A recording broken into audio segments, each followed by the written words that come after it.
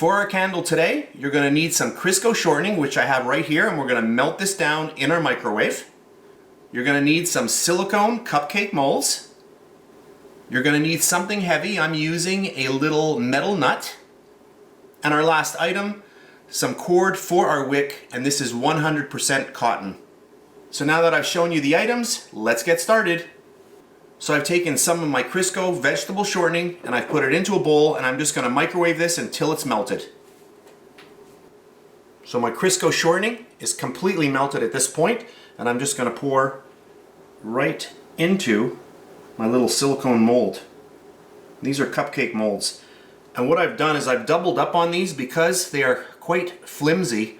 I just wanted a little bit extra support. Just like that, that's good. And just so that we can get this to our freezer a little easier, I'm just going to put it onto a little cover. Just like that. For our next step, I have our little nut here. I'm going to grab some of this cotton cord and I'm just going to tie it to the end of this. I'll just trim off the end. And then you just want to estimate how long you're going to need. I'm going to cut it off about here. And we're almost finished.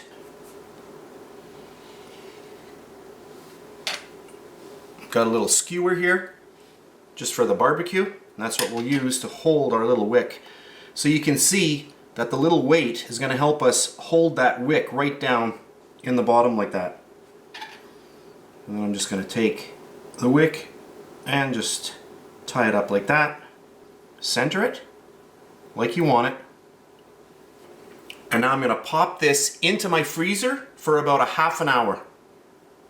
I just want to set this right up.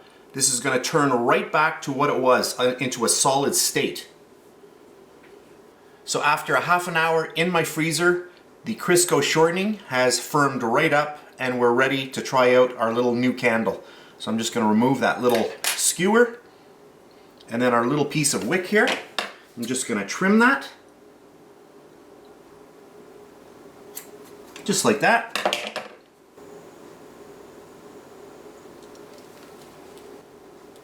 And there we have it. So I'm just going to zoom in a little bit. So I've just zoomed in and I've also turned off all of my studio lights so that you can see the candle a little bit better. If you want your flame a little bit higher, don't cut your wick as short as I did. So there we have it, my really cute cupcake candle. And this candle will burn for hours and hours. A really fun one to try at home.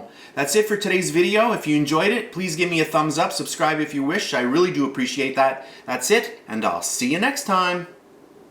And please subscribe to my BakeLikeAPro YouTube channel and also click that notification bell to be alerted every time I upload a brand new video.